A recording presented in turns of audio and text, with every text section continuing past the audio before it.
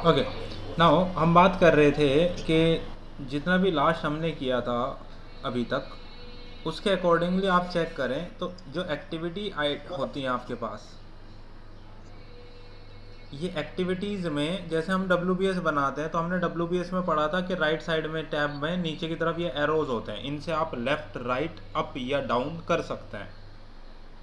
लेकिन ये एरोज जब आप एक्टिविटीज़ पर काम करते हैं तो ये एरोज एक्टिविटी पे तो काम नहीं करते, एक्टिविटीज़ को अप डाउन करने के लिए। एक्टिविटीज़ में जो आपका रिलेशनशिप होता है, जो आपका मेंटेन होता है, वो मेंटेन होता है with the help of activity IDs. यानी कि अगर मुझे किसी एक्टिविटी को ऊपर या नीचे करना है, जैसे फॉर एग्ज़ाम्पल ये A1005 है, A1010 ये 10 है, ये 20 है। अगर मैंने इस 10 वाली एक्टिविटी को मान लीजिए 3 कर दिया तो देखो 3 वाली ऊपर आ गई। अगर मैंने 3 वाली को वापस से 10 कर दिया, ये वापस नीचे चला गया। तो ये एक्टिविटी आईडी के अकॉर्डिंग सीक्वेंसिंग होती है बाय डिफ़ॉल्ट। लेकिन कई बार ये सीक्वेंसिंग डिस्टर्ब भी हो सकती है। ये सीक्वेंसिंग डिस्टर्ब किस लिए होती है? अगर मैं जा कर के एक्टिविटी नेम पर जाके क्लिक कर दूँ, इस हेडर पर एक्टिविटी नेम, तो देखो इसने कोशिश क्या की अल्फ़ाबेटिकल ऑर्डर में लगाने की, नाम के हिसाब से। जैसे देखो एफ ओ पी, एफ पहले आता है, एस बाद में आता है, तो इसने एफ ओ पी को ऊपर कर दिया, एस ओ पी को नीचे कर दिया।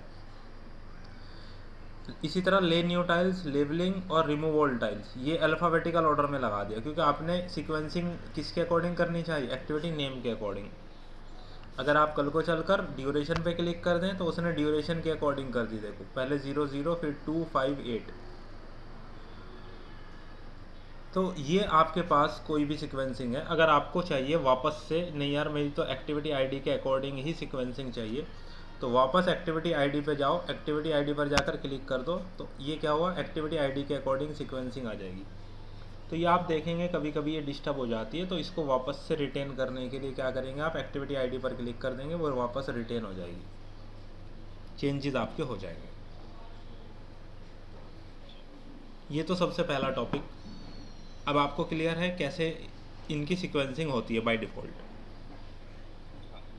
अब बात करते हैं कि सर हमने जो इनके रिलेशनशिप मेंटेन किए हैं, हम चाहते हैं हमें वो रिलेशनशिप ऊपर ही नज़र आ जाए। आप क्या कर सकते हैं, ऊपर की तरफ यहाँ कहीं राइट क्लिक करेंगे, राइट क्लिक करेंगे तो नीचे एक कॉलम, एक राइट क्लिक करने के बाद एक ऑप्शन आता है जिस पर लिखा होता है कॉलम्स। आप यहाँ से कॉलम्स के ऑप्शन पर आएंगे, कॉलम्स के ऑप्शन पर आकर के क्लिक करेंगे तो कॉलम्स पे क्लिक करने के बाद एक विंडो ओपन होती है जहाँ पर कॉलम्स लिखा हुआ है। इसमें राइट साइड में कुछ ऑप्शंस हैं, आपको वही वाले ऑप्शंस नज़र आएंगे जो ऑलरेडी आपको ऊपर वहाँ कॉलम नज़र आ रहे हैं, जो ऑलरेडी दिखाई दे रहे हैं। और एक लेफ्ट हैंड साइड में ऑप्शन है जहाँ लिखा है अवेलेबल ऑप्शंस। ये आपके पास अवेलेबल ऑप्शंस हैं जो टोटल अवेलेबल है आपके पास। अगर आप यहाँ अवेलेबल ऑप्शंस में क्लिक करते हैं, क्लिक करने के बाद नीचे जाते हैं ग्रुप एंड सॉर्ट और यहाँ से लिस्ट खोल लें। ये क्या करेगा, इनको अल्फ़ाबेटिकल ऑर्डर में लगा देगा, लेफ्ट हैंड साइड वाले जो अवेलेबल ऑप्शंस हैं उनको।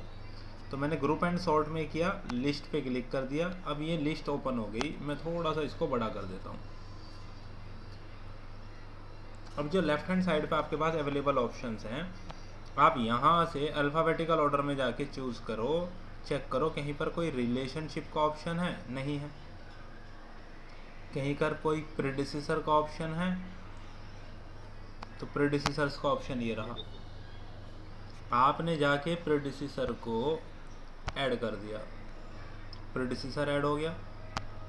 आप जा कर के सक्सेसर भी ऐड करना चाहते हो, सक्सेसर भी ऐड कर दो, दोनों चीज़ें अगर चाहते हो तो देखो सक्सेसर का ऑप्शन ये रहा।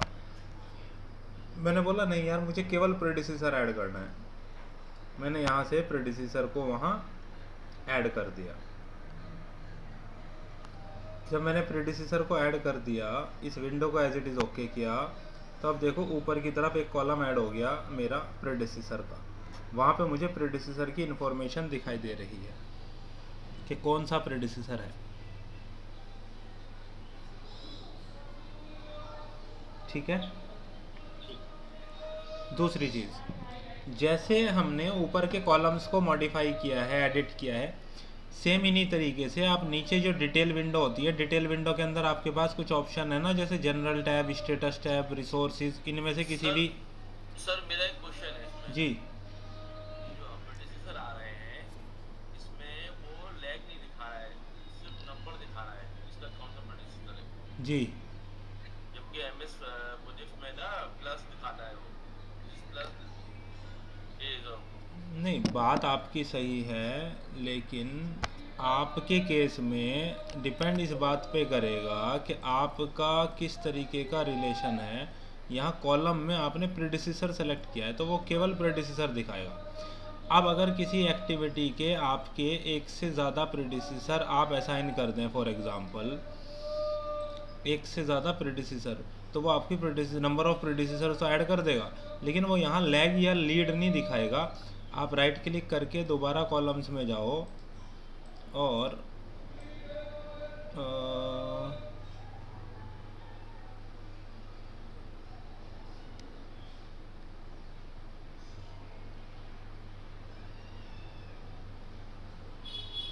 प्रेडिसेसर की एक डिटेल होती है हमारे पास, प्रेडिसेसर डिटेल्स, अगर मैं वो भी ऐड कर दूं, अब आप चेक करो, देखो इस कॉलम का नाम है प्रेडिसेसर्स, इस कॉलम का नाम है प्रेडिसेसर डिटेल्स, दोनों में ये फ़र्क है। क्लियर किया। ओके सर, थैंक यू जी ओके। सेम इसी तरीके से अब हम क्या करते हैं, एग्ज़ाम्पल को लेकर कोई भी एक डमी डाटा, मैंने आप लोगों को कोई एक प्राइमवेरा वर्कबुक शेयर किया था ना, थैंक यू।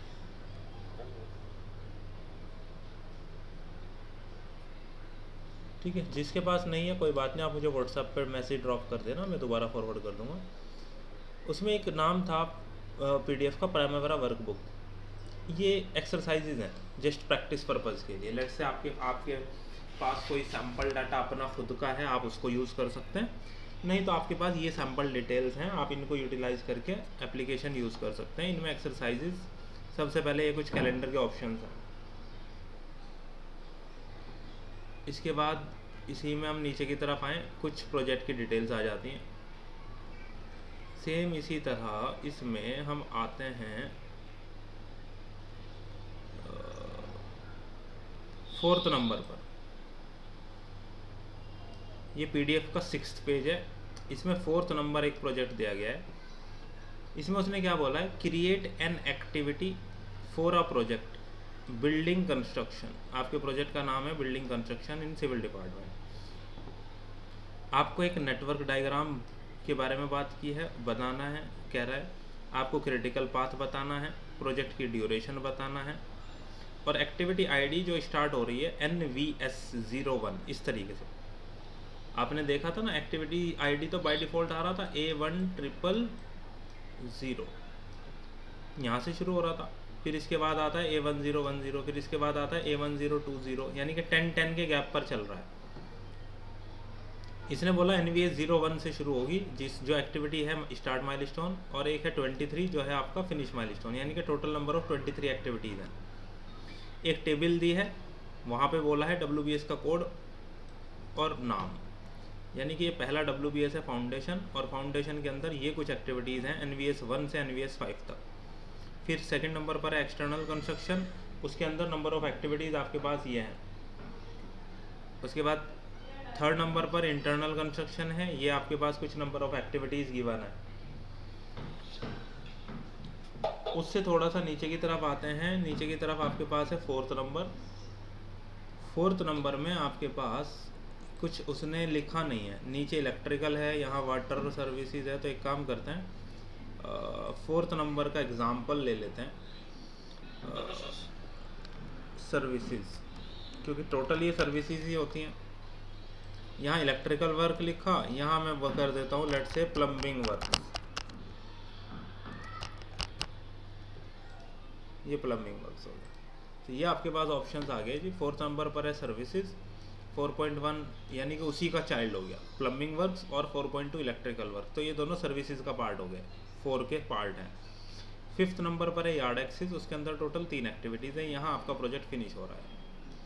उनके प्रेडिसेसर्स गिवन हैं, हर एक्टिविटी के कॉरेस्पॉन्डिंग कौन से प्रेडिसेसर हैं।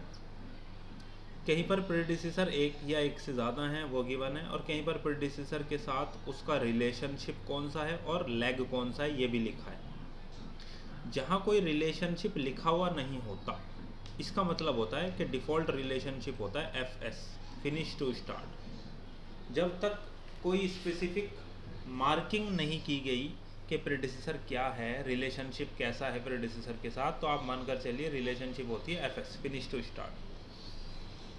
इस टाइप से आपको ये टोटल डिटेल मिल रही है। अब हम वापस आते हैं और इसको स्टार्ट करते हैं, प्राइमवेरा पर चलते हैं। अच्छा, एक और चीज़ नोटिस करिए आप, कैलेंडर के लिए भी कोई कंडीशन गिवन नहीं है कि क्या कैलेंडर लेना है। मान लीजिए हम एग्जांपल ले लेते हैं कि भैया जो हमारा वर्किंग टाइम है, आवाज कट रही है सर, आवाज। ओके, आपको ये प्रोजेक्ट जो मैंने दिखाया ये मिल गया PDF में।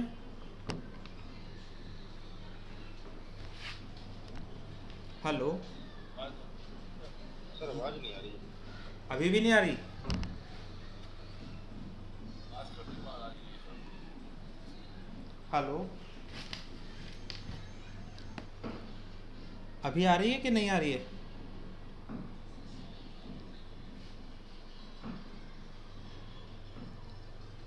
हेलो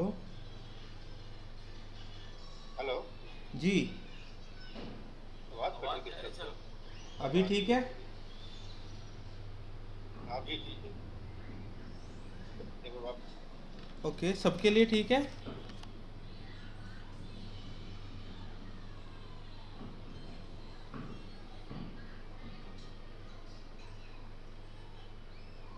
हेलो, सबके लिए आवाज़ ठीक आ रही है अभी? जी अब आ रही। ओके,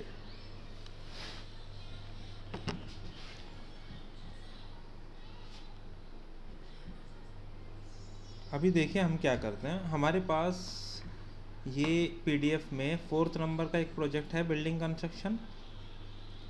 हम इसे बना रहे हैं, सॉफ्टवेयर पे बनाते हैं, जिसमें हम ड्यूरेशन ले रहे हैं अपनी 10 आवर्स पर डे के अकॉर्डिंग,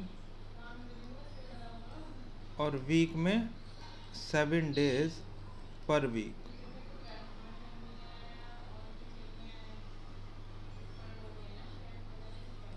प्राइमवेरा पर आ जाता है।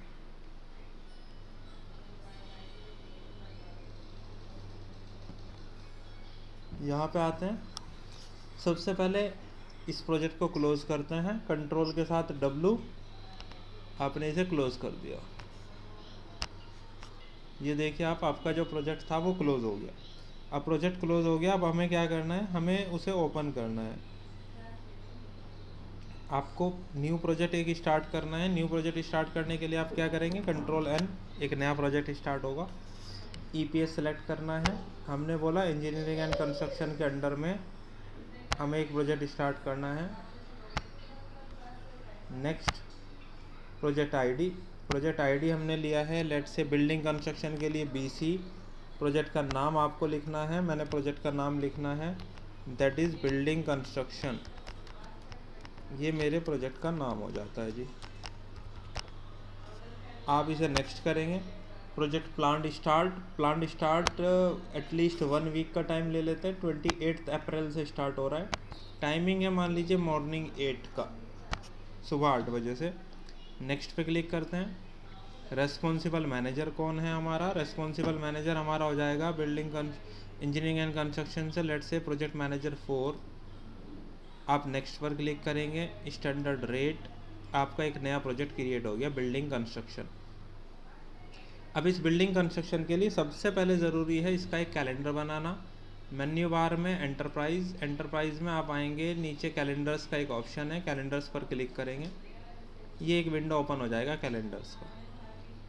यहाँ हम एक प्रोजेक्ट कैलेंडर बनाएंगे। प्रोजेक्ट कैलेंडर जैसे आपने पहले भी बनाया था सेम उसी टाइप से किसी भी एक कैलेंडर को डुप्लीकेट कर लीजिए। किसी भी एक कैलेंडर को डुप्लीकेट करने के बाद हम वहाँ एक कैलेंडर बना रहे हैं 10 आवर्स और 7 डेज़ के अकॉर्डिंग। 10 आवर्स और 7 डेज़ के अकॉर्डिंग, यानी कि हम कोई वीक ऑफ कंसीडर फ़िलहाल नहीं कर रहे हैं, और हमारा जो वर्किंग टाइम है वो हमने कंसीडर किया है फॉर एग्ज़ाम्पल 10 आवर्स। अब कैलेंडर हमने पहले भी डिस्कस किया था, तो आई होप उसमें कुछ ज़्यादा डिटेलिंग में डिस्कस करने की अब ज़रूरत नहीं है।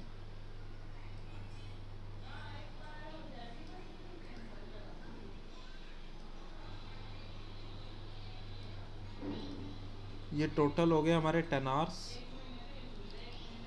Time period.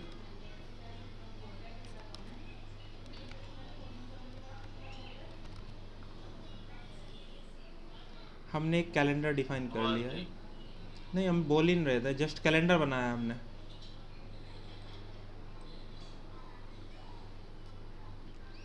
तो एक सिंपल एक, मैं बीच में बोल नहीं रहा था, एक्चुअली कैलेंडर बना रहा था जब।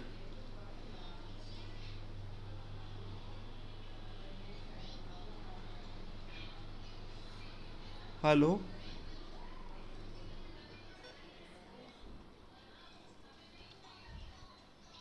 हेलो,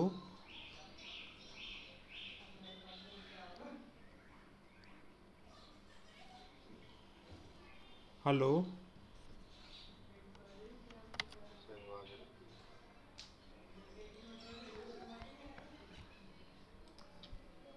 तो देखिए मैंने क्या है, अपना जो वर्कबुक है, वर्कबुक में एक प्रोजेक्ट है जो बिल्डिंग कंस्ट्रक्शन, एक नया प्रोजेक्ट क्रिएट किया, और उस प्रोजेक्ट के लिए एक कैलेंडर क्रिएट किया 10 आवर्स पर डे का, जो 7 डेज़ पर वीक वर्क करेगा। ये कैलेंडर मैंने वहाँ असाइन किया।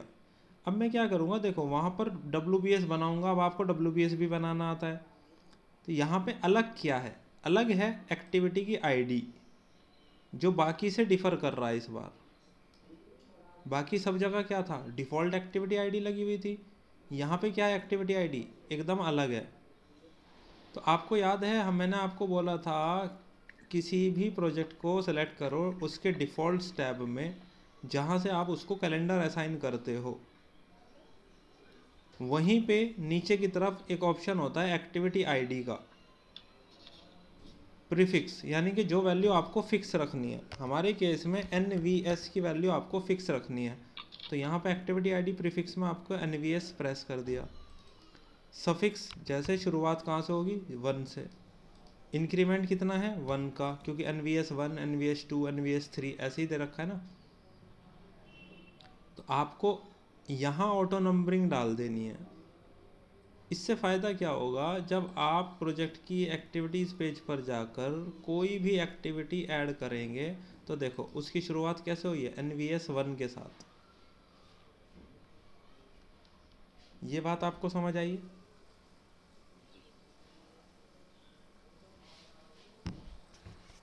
बाकी आप यहाँ आ जाइए दोबारा से। और क्या इसमें अलग है, और इसमें अलग ये है कि आपकी जो ड्यूरेशन है, कोई एक्टिविटी तो डेज में गिवन है, किसी एक्टिविटी के पास लिखा है मंथ।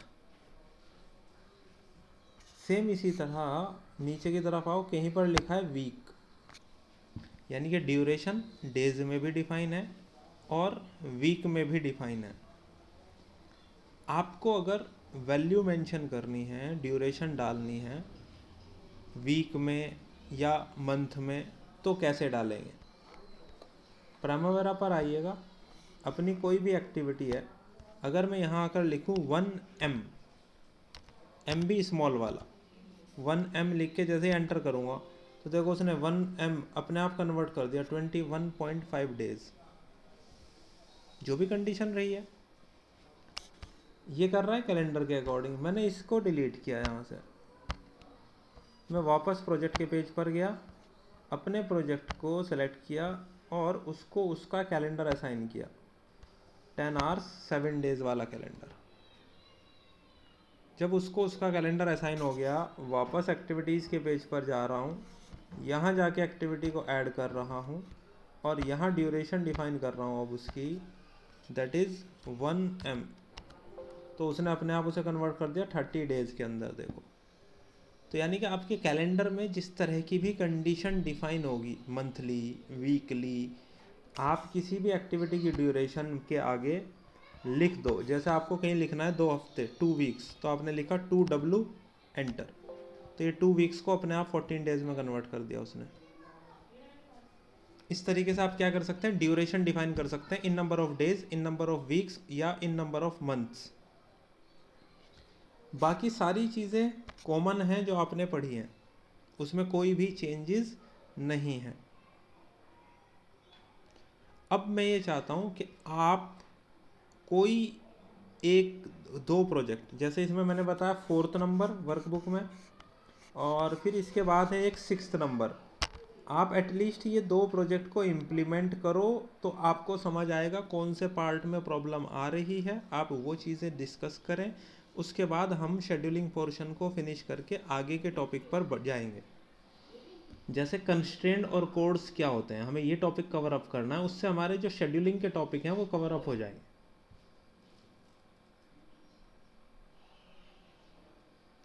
अब मुझे बताइए, स्पेशली मुस्तफ़ा जी एंड गौरव, आप लोग ये कब तक कर लेंगे? और थर्सडे में सर हो जाएगा, वेडनेसडे में हो जाएगा, थर्सडे में आपको भेज देंगे सब बाय। ओके, गौरव जी।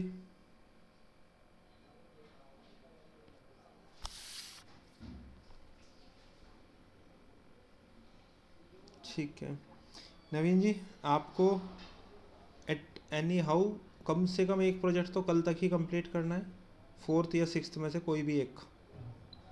ठीक है सर। ठीक है, और अब आपकी क्लास हम सेपरेट करेंगे अलग, थोड़ा फास्ट ट्रैक पे। ठीक है, मैं घर पे एक शादी थी असल में, इस चक्कर में मैं थोड़ा डिले हो गया इस वीकेंड पे। अब हम आपकी क्लास अलग कर देंगे कल से। ठीक है, टाइम का मुझे बता दीजिए, तो आपको टाइमिंग कंफर्टेबल है जस्ट इसके बाद 12 से 1? जब आप, मैं आपके लिए ही बैठा हूँ बस यहाँ दिल्ली में, ये समझ लो। तो आप ऑफलाइन आएंगे कि ऑनलाइन करेंगे, अब आप मुझे अपना बताइए क्या।